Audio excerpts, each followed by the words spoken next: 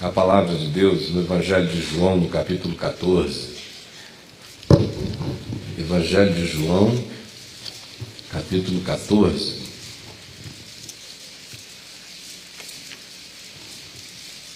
Eu não vou dizer que eu quero ser rápido, porque não dá certo. Mas eu vou fazer o meu possível. Capítulo 14, verso 12. Jesus dizendo: em verdade vos digo que aquele que crê em mim fará também as obras que eu faço, e outras maiores fará, porque eu vou para junto do Pai.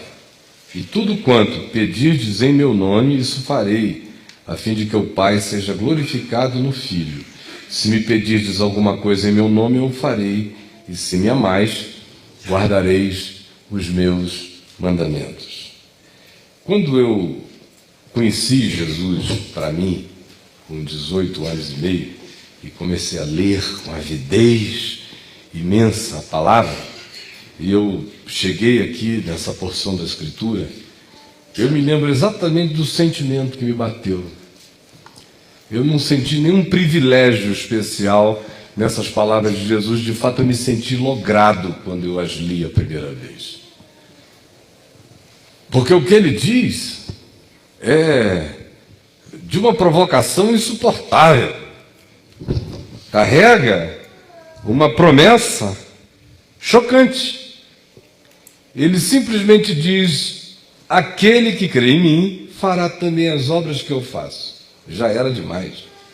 E outras maiores fará, porque eu vou para junto do Pai. E associa isso imediatamente à resposta à oração. Associa essas obras maiores, ou as obras que ele fazia, outras maiores do que as que ele fazia, ao fato de que agora, porque ele seria nosso sumo sacerdote, segundo a ordem de Melquisedeque, intercedendo para sempre diante do Pai em nosso favor, nós poderíamos ter a garantia de que esse sumo pontífice, esse que é o único sumo pontífice, o único fazedor de pontes entre o homem e Deus, o único mediador entre o homem e Deus, estaria intercedendo por nós. E porque ele está intercedendo por nós junto ao Pai, é que ele diz que aquele que crê nele e crê que ele está junto ao Pai intercedendo por nós, fará também as obras que ele faz e outras maiores fará. E ele conclui dizendo que isso tudo acontece para que a gente se encha de grande alegria nisso tudo. E nós vamos ver imediatamente que o que a gente pede, o Pai faz, e assim o Pai é glorificado no Filho. Mas ele diz que se nós, por seu turno, temos por ele esse amor que confia, que pede, que descansa, que não duvida, é porque nós o amamos. Porque ninguém que não o ame descansa. Ninguém que não o ame confia. Ninguém que não o ame, de fato, se joga de cabeça. Ninguém que não creia no amor e no agasalho dele por nós, fará nada disso. Por isso que lateja na base disso tudo, tem a ver com um amor que foi suscitado pela nossa consciência de que ele nos amou primeiro, de que ele veio ao nosso encontro, de que a graça dele por nós se manifestou abundante, generosa e irreversível em Jesus, e porque o nosso coração foi constrangido, foi emulado, foi provocado, foi incendiado, foi engravidado por essa bondade de Deus, é que surge em nós essa resposta de amor por ele, porque ele nos conquistou, nos seduziu, nos amou primeiro, e o coração responde. E porque o coração responde, o coração confia. E porque ele confia, ele pede. E ele pede com alegria, porque ele sabe que ele tem quem o represente junto ao Pai. E ele é estimulado a pedir crendo que ele fará as mesmas obras que Jesus fez e outras maiores fará. E eu fiquei chocado quando eu li isso. Fiquei chocado porque até hoje eu nunca encontrei uma pessoa que tenha feito as obras de Jesus, quanto mais as maiores. De modo que isso tudo aqui, para mim, começou a soar como um logro, como uma proposta completamente sem sentido, como uma cenourinha para os espiritualmente ambiciosos e surtados, para correr atrás de uma experiência do poder de Deus que, do ponto de vista prático, humano, histórico, carregue as mesmas marcas e até superações, o que eu não sei o que é.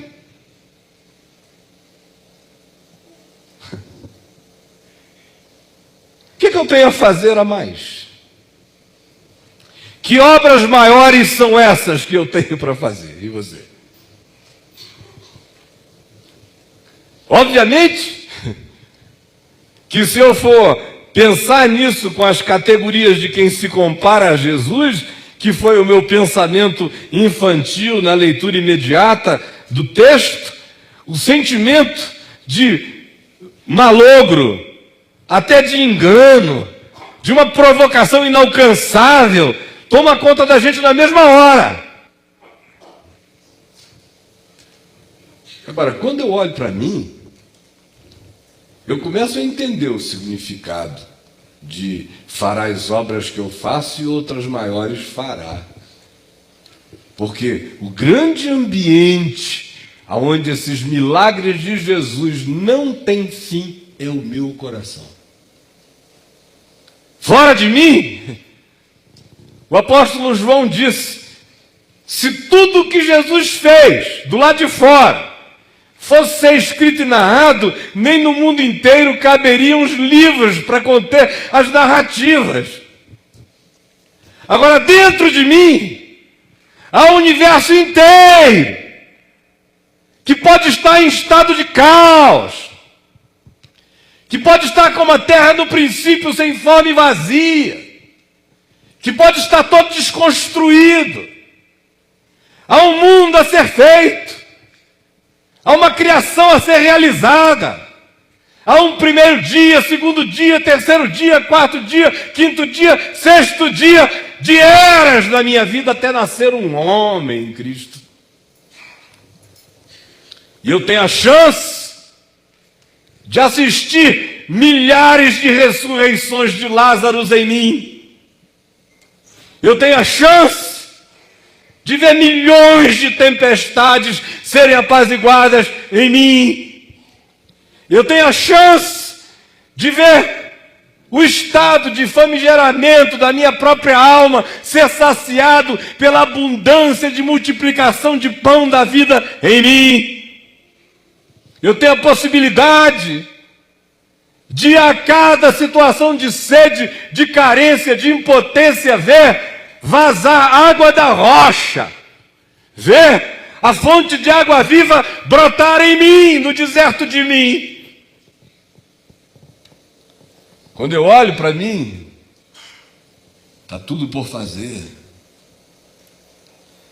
Há realizações da cruz, acerca das quais se diz, ele verá o penoso fruto do seu trabalho e ficará satisfeito, referindo-se a Jesus, contente com aquilo que seria o significado do benefício da graça dele, atingindo a todo aquele que creu na pregação. No entanto, a maioria de nós fica procurando encontrar essas obras extraordinárias do lado de fora. Vocês querem ver uma coisa? O texto por excelência no meio cristão que ilustra essa passagem de João 14 que a gente leu é o de Atos dos Apóstolos, no capítulo 5, na narrativa que diz que em Jerusalém crescia a fé e a admiração que o povo nutria pelos apóstolos aumentava a ponto de levarem para a cidade macas, camas e colocarem os enfermos nos cantos das ruas para que, ao passar Pedro, pelo menos a sua sombra se projetasse sobre eles, e eles eram curados. E se diz lá que de muitos possessos e atormentados de espíritos imundos eram libertos e esses males deles saíam. A associação imediata que surge na nossa cabeça quando a gente ouve falar de fará as obras que eu faço e outras maiores fará, a gente pensa logo na sombra de Pedro. É ou não é verdade? Se você lê os comentaristas bíblicos, a maioria deles, quando chega nessa parte, apela para a sombra de Pedro. Que é a coisa mais assim estranha, não é? Jesus nunca curou, nunca se disse do Evangelho, e passando a sombra de Jesus, todos eram curados. Parece que Pedro bateu um recorde, não parece? Pan-evangelho. O pan-olímpico. Pedro ganhou o recorde, a sombra de Pedro. Pedro andou sobre as águas, Pedro curou pessoas, ressuscitou mortos, e um ponto a mais para Pedro, andou à sombra de Pedro. Aí o pessoal fica agarrado na sombra de Pedro. Há 2000 anos na sombra de Pedro. Prova disso, irmãos, é a sombra de Pedro. E fica todo mundo à sombra por causa da sombra de Pedro. Sem descobrirmos que as obras que ele disse que fez seriam todas elas realizadas em nós, por ele, e as obras que ele disse que nós faríamos maiores são reconstruções, se não começarem dentro de nós, em criações interiores, em milagres extraordinários acontecendo no coração, nas emoções, nos sentimentos, no discernimento, na fé, na confiança, na entrega, na pacificação, na capacidade de se abandonar em Deus e crer, e não duvidar, e esperar o melhor, e saber que Ele cuida. Se não acontecer a partir daí, e tendo como ambiência o nosso coração, não existe qualquer coisa que aconteça fora de nós que tenha qualquer significado. Aí olha aqui para mim. É óbvio que eu creio de todo o meu coração que existem coisas externas a acontecerem, que há curas, milagres, sinais, prodígios, maravilhas, misericórdias de Deus, respostas práticas, pontuais, diretas, objetivas, a orações, a intercessões, a pedidos, a clamores do coração diante dele. E eu creio em tudo isso. E o apóstolo Paulo diz que quando foi a Corinto, não foi levando palavras de sabedoria nem de filosofia, porque ele desejava que a fé das pessoas não se amparasse em palavreados de sabedoria humana, mas em manifestação do poder de Deus. Mas eu não conheço e não reconheço nenhum poder de Deus do lado de fora que não comece a transformar meu coração. Isso não é poder dos mágicos, dos bruxos pagãos, dos paranormais, de qualquer um outro, de qualquer ciência espiritual, de qualquer magia, de qualquer confabulação com espíritos ou com energias. Há toda sorte de forças e elementos se manifestando, e que tem origem no homem e outras em origens escusas, mas que não tem absolutamente nada a ver com essa essência do poder de Deus que trabalha de dentro para fora, transformando o caráter e o interior. Do lado de fora, mortos podem ressuscitar, mas se do lado de dentro eu não experimentar o poder da ressurreição de Jesus, nada disso me adiantará. Do lado de fora, pessoas podem ser curadas quando a minha sombra passar, mas se do lado de dentro a minha sombra nunca for iluminada pela luz de Cristo, isso nunca me adiantará. Aí você diz, bom, então o que eu preciso fazer? Porque de fato o que Jesus está dizendo é que existe um potencial extraordinário para cada um de nós. Olha aqui para mim, por favor. Você sabe que uma das coisas que sempre me assusta extremamente é ver o poder que Deus colocou inerentemente nos seres humanos e também essa graça exuberante de um poder infinito que Ele diz que derrama sobre nós, segundo o seu querer, e que é infinitamente mais do que tudo quanto pedimos ou pensamos, mas que, no entanto, a maioria de nós não tem nem ideia do significado disso. Aí quando eu vejo um indivíduo pegar um livrinho de autoajuda, aí ficar lendo ali, Jesus, o maior psicólogo do mundo. Aí o cara fica lá, com aqueles truques de americano, dizendo como Jesus é o grande psicólogo do mundo. Ele fica lendo, me escreve. O que eu acho de Jesus, o maior psicólogo do mundo? Eu digo, pelo amor de Deus, não faça isso com Jesus. Aí ele recomenda outros livros de autoajuda. Fica todo mundo lendo aquilo ali, e a mente trabalhando. Eu sou legal, eu sou bonito. Dependendo do caso, eu sou gostoso. E ele vai, confessa, diz, repete. Eu vou poder. Ele vai. E ele vai até onde a mente dele conseguir, porque a mente tem muito poder. E é óbvio que até um ateu com pensamento positivo se dá muito melhor do que um ateu negativo. Positividade realiza melhor em qualquer âmbito. Mas isso ainda não é nada. Isso não realiza as obras que Jesus fez e nem as maiores que ele disse que a gente faria. Portanto, o que Jesus está dizendo é que existe para nós um poder que a gente nem sonha qual é.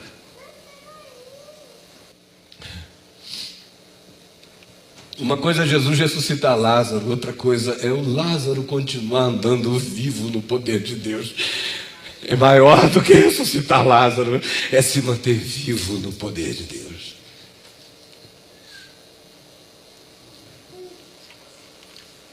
O que eu quero dizer a você, e eu vim aqui para dizer isso a você, é simples. Tem de cada pessoinha que tem aqui, há um poder descomunal. Descomunal. Se eu fosse morrer hoje, eu diria a você isso, sem nenhuma arrogância diante de Deus. Olha para mim. Eu fui hippie até 18 anos, o primeiro livro que eu fui abrir foi depois de 18.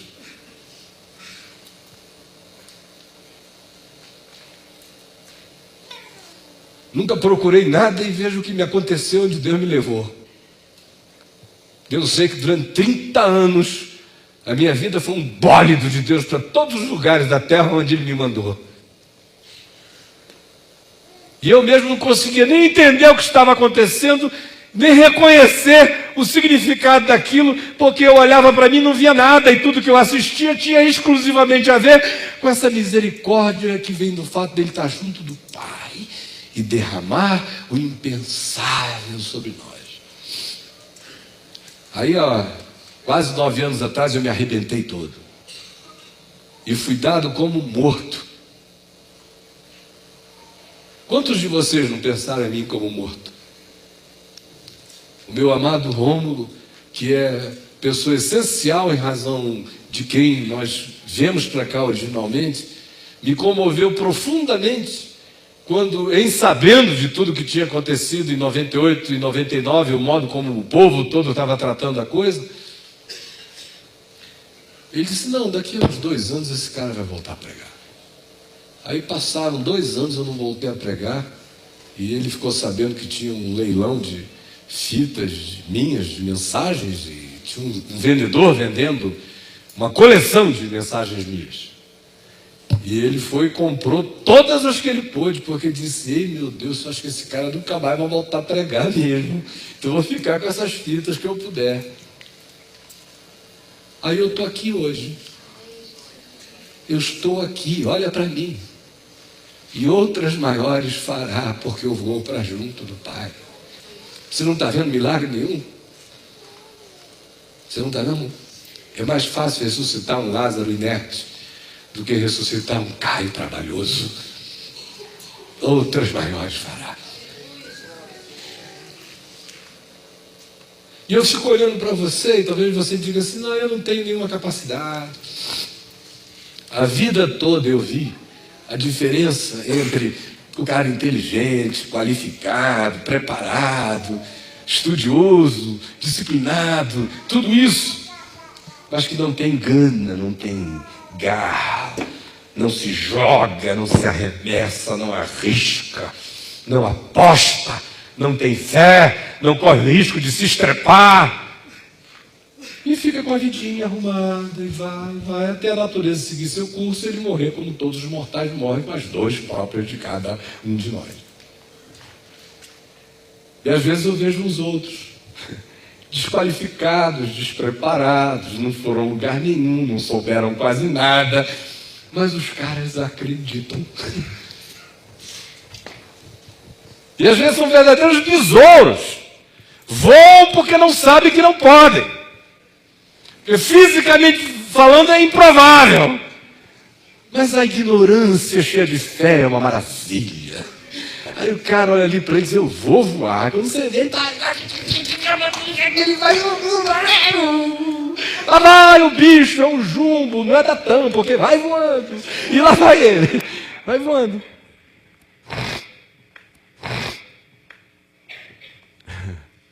Você vê a diferença todo dia, e uma das coisas que mais entristecem é você ver que cada pessoa tem um vulcão dentro de si, amarrado. No dia que a gente puder espiritualmente enxergar os estados, a gente vai ver tesouros, riquezas, capacidades, percepções, potenciais, tudo isso completamente encapsulado, fechado, feito pílula de quase coisa alguma, um indivíduo que podia ter conteúdo virando um placebo no máximo na vida.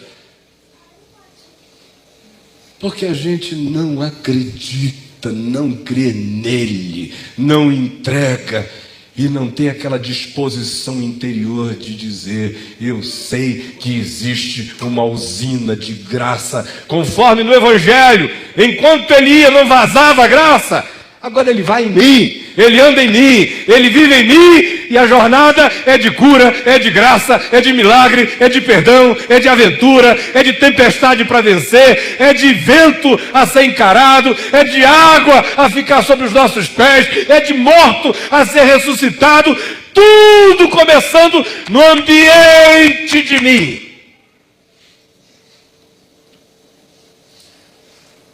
Aonde eu lhes digo, o Evangelho está todo sendo reescrito, com histórias extraordinárias.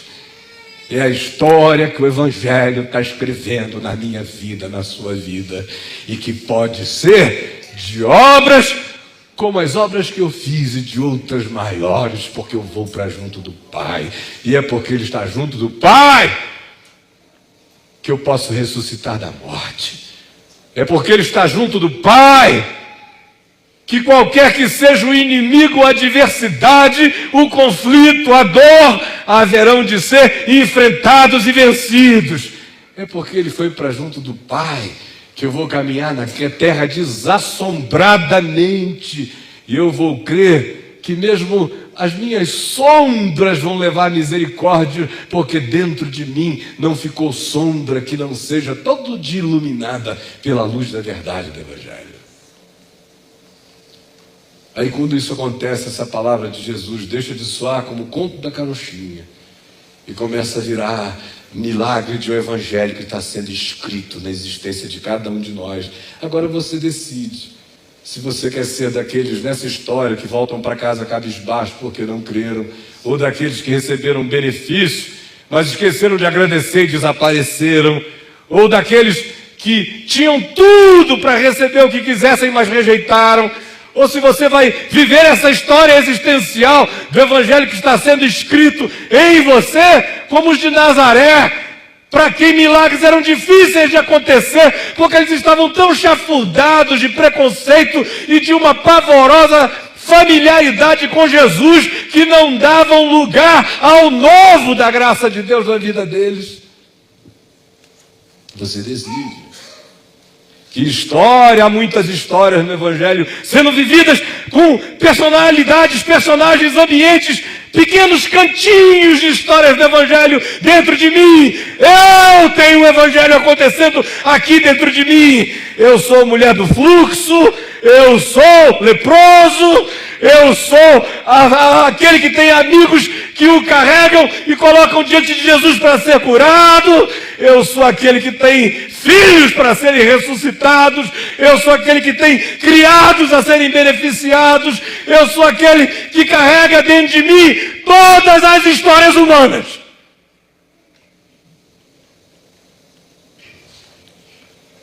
E elas estão sendo escritas todo dia. Eu tenho que escolher se eu quero sair dessa e delas, e cada jornadinha delas em mim, como aquele jovem rico que ouviu não se dispôs a internalizar e saiu entristecido diante do que ele mesmo sabia que era verdade, mas o coração não teve disposição de abraçar.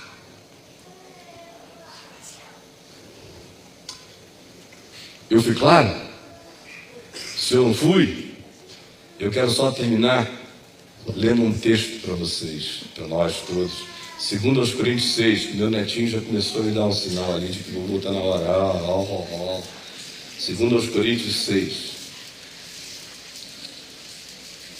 Fique em pé. Vamos ler do verso 4 ao verso 10. Leia comigo em voz alta. 2 Coríntios 6, do verso 4 ao verso 10. Pelo contrário, pode ler comigo? Pelo contrário, em tudo recomendamo-nos a nós mesmos como ministros de Deus. Em quê? Na muita paciência, nas aflições, nas privações, nas angústias, nos açoites, nas prisões, nos tumultos, nos trabalhos, nas vigílias, nos jejuns, na pureza, no saber, na longanimidade, na bondade, no Espírito Santo, no amor não fingido, na palavra da verdade, no poder de Deus, pelas armas da justiça, quer ofensivas, quer defensivas, por honra e por desonra, por infâmia e por boa fama, como enganadores, sendo verdadeiros, como desconhecidos e entretanto bem conhecidos, como se estivéssemos morrendo, e contudo, eis que vivemos, como castigados, porém não mortos, como entristecidos, mas sempre alegres, pobres, mas enriquecendo a muitos, nada tendo, mas possuindo tudo. Amém? E só mais um textinho para a gente. Efésios, olha que coisa linda, creia nisso aqui. Capítulo 1, verso 17 em diante, mas olha só, lê do 15 comigo. Efésios, capítulo 1, a partir do verso 15, para a gente encerrar, até o verso 21.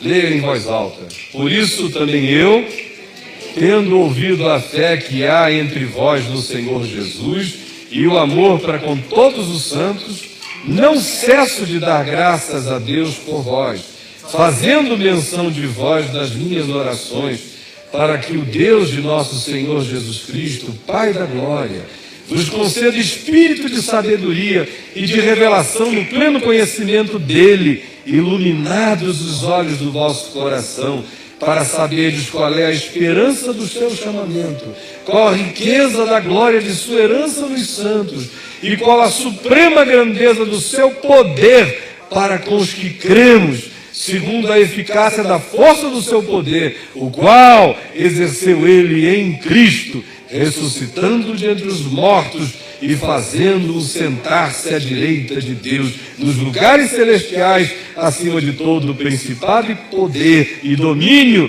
e de todo nome que se possa referir, não somente no presente século, mas também no século vindouro.